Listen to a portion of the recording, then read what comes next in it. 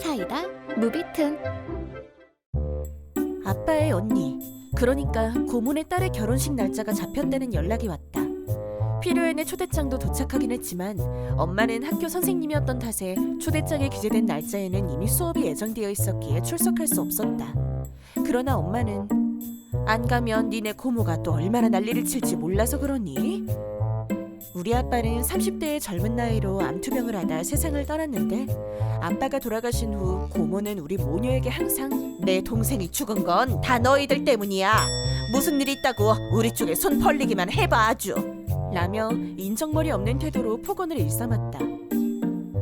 30대 중반의 미망인이 되어버린 엄마였지만 고모에게 금전적으로나 육아 관련이나 한 번도 신세를 진 적은 없었으며 모든 걸 여자 혼자 버텨내며 언니와 나를 훌륭하게 키워내셨다. 당연히 언니와 나는 엄마에게 항상 고마움을 느끼고 있었고 그런 엄마에게 폭언을 내뱉는 고모가 좋게 보일 턱이 없었는데 엄마는 예의범절에 철저한 사람이라 그런 고모에게도 항상 깍듯이 예의를 갖추어 대해왔다. 고모 딸의 결혼식과 필요에는 우리 집이나 고모 집에서는 제법 거리가 있는 장소에서 열릴 예정이었다. 예식은 가까운 친척 친지들만 모여 거행한다기에 언니가 엄마 대신 가까이 사는 친척분들과 함께 비행기를 타고 참가하게 되었다. 그렇게 필요한 초대장에 쓰여있던 호텔에 짐을 풀기 위해 들어갔는데 호텔 프론트에 이야기를 해도 호텔 측은 오늘 필요는 예정되어 있지 않다는 소리를 하는 것이 아닌가. 이게 어떻게 된 영문인가 싶었던 일행은 모두 당황할 수밖에 없었다. 양가 친척, 신랑과 신부의 회사 관계자들, 신랑과 신부의 친구들, 총 200명가량의 초대객들은 갑작스러운 상황에 모두 어안이 벙벙해진 상황. 거기다 엎친 데 덮친 격으로 신랑, 신부, 양측 부모와도 연락이 되지 않았고 200여 명의 단체 미아가 탄생하게 되었다. 언니는 물론이고 그 자리에 있었던 다른 초대객들 역시 몇 번이고 초대장을 꺼내들고 장소, 날짜와 시간을 확인했다. 하지만 몇 번을 확인한들 초대장에 쓰인 장소는 여기가 맞았고 날짜도 틀림이 없었는데 200명이 넘는 사람들을 언제까지 길가에 세워둘 수도 없는 노릇이라 언니는 부랴부랴 호텔 측과 무슨 방법이 없는지 의논하기 시작했는데 대화하던 중 필요한가 숙박 예약이 2주 전에 캔슬되었다는 것을 알게 된 것이다. 그 사실을 들은 200명은 대체 어떻게 된 일이냐며 다시 웅성웅성. 다들 직장에 있는 사람들이라 날짜 맞춰 휴가를 낸 사람들이 대부분이었으며 거리도 제법 되는지라 여기까지 오느라 쓴 시간과 비용까지 생각하면 이만저만 큰 문제가 아니었다. 그런데 도착하고 보니 제멋대로 캔슬을 했다고? 연락도 없이? 초대객들은 다들 먼 거리를 날아온 사람들이며 호텔 예약이 되어 있다고 철석같이 믿고 있었던 터라 한순간에 난민이 되어버렸다. 결국 대부분의 초대객들은 당혹감과 분노를 감추지 못하고 돌아가 버리는 사람이 속출했다. 그나마 남아있던 사람들은 상황 파악이라도 해보겠다며 닥치는 대로 여기저기 전화를 돌려댔다. 언니는 할아버지 할머니와 함께 간 것도 있고 상황이 재미있게 돌아간다 싶어서 구경 삼아 끝까지 남아있었다고 한다. 초대객들 중 일부는 호텔 측의 도움까지 받아가며 어떻게든 오늘 하루만이라도 숙박할 수 있는 곳을 찾아 동분서주했지만 성수기에 빈방이 있을 턱이 없었다. 당일치기로 돌아가려고 해도 관광지로 유명한 곳이기도 하고 성수기이기도 해서 비행기는 고사하고 열차나 버스도 표가 없는 지경이었지만 언니와 같은 젊은 세대들은 찜질방이나 PC방을 이용하면 그만이었으므로 딱히 문제는 없었다고 한다. 필요한 시작 시간을 1시간 남짓 남겨둔 상황에 드디어 신랑 신부로부터 연락이 왔고 사건의 전말이 드러나게 되었는데 필요한 회장을 다른 장소로 바꾸었음에도 불구하고 참가자들에게 연락을 돌리는 걸 깜빡했다는 게 아닌가. 사실 고모 딸이 원하던 필요한 장소가 있었는데 그곳에 예약이 다 차 있는 바람에 할 수 없이 호텔에서 필요한을 하기로 하고 예약을 했던 것이라고. 그랬던 것이 갑자기 필요한을 캔슬한 사람들이 생겼고 고모 딸이 고집을 부려 당초 하고 싶었던 필요한장으로 예약을 변경. 호텔 쪽 예약은 취소를 해버린 것이었다고 한다. 게다가 호텔 쪽 예약을 취소하려 했을 때 대규모의 단체 손님을 위해 성수기에 객실을 확보해두었던 호텔 측은 당연히 위약금을 청구해오자 거기에 발끈한 고모 딸은 그럼 대신에 당신들이 책임지고 다른 호텔 예약해놔 라며 진상을 부렸지만 호텔 측은 당연히 거절. 그 호텔은 서비스가 개판이야 라며 자기가 되려 화를 냈다고 한다. 이야기를 들으면 들을수록 누가 개판인지는 말로 할 필요도 없이 분명해 보였지만 역시 그 엄마의 그 딸을 낳은 생각이 들었다. 고모는 한술 더 떠서 자신들이 연락을 하지 않은 것은 안중에도 없이 언니에게 거기 사람들 데리고 빨리 이쪽으로 이동해. 라고 오름장을 놓았다지만 날개도 없는데 1시간도 안 남은 시점에 갈 수 있는 거리가 아니었다.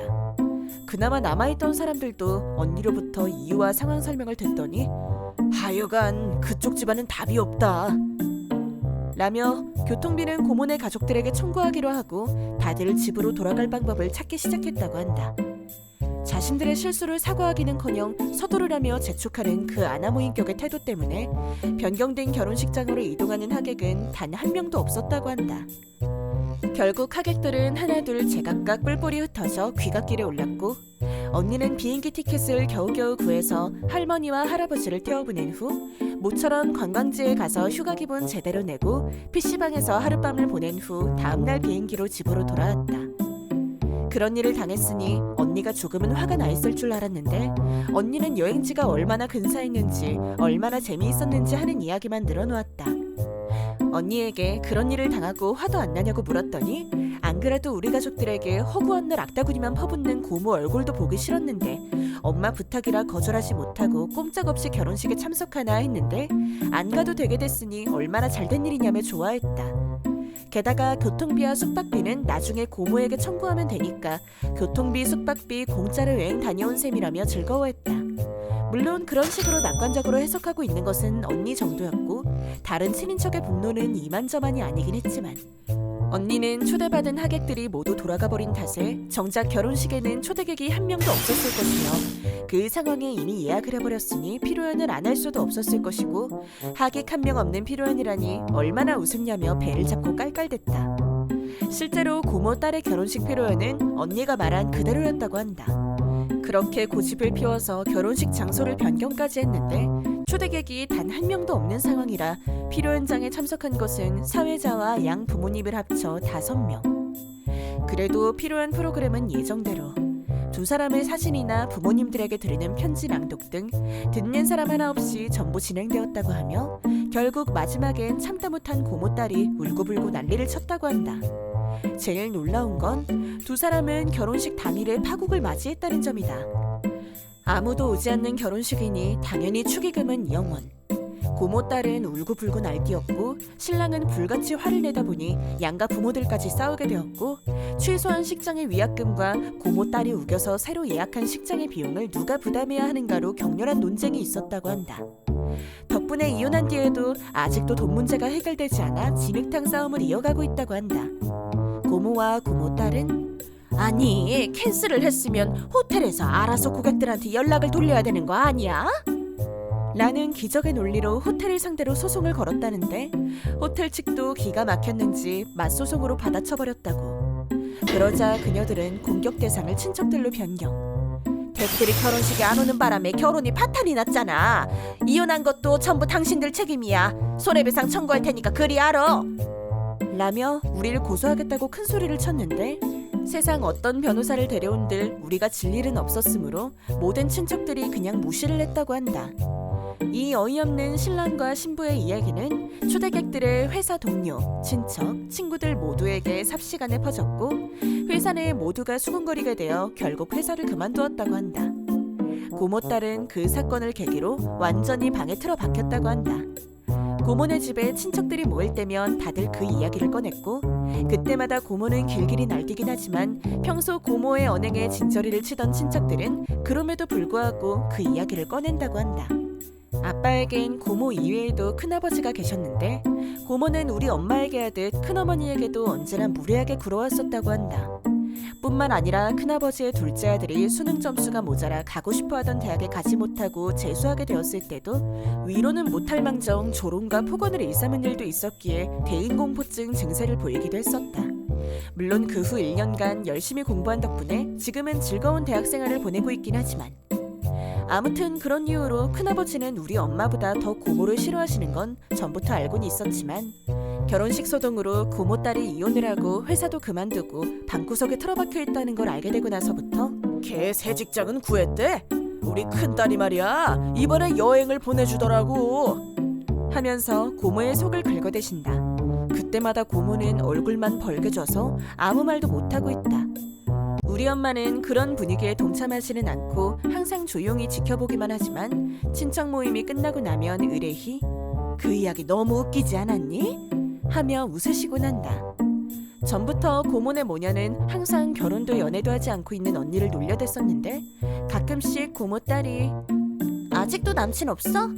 라는 식으로 언니가 연애를 못하는 줄 알고 이죽거리기는 했지만 사실 우리 언니는 고모네 딸 따위는 비교도 안 될 정도로 남자들에게 인기가 많았다.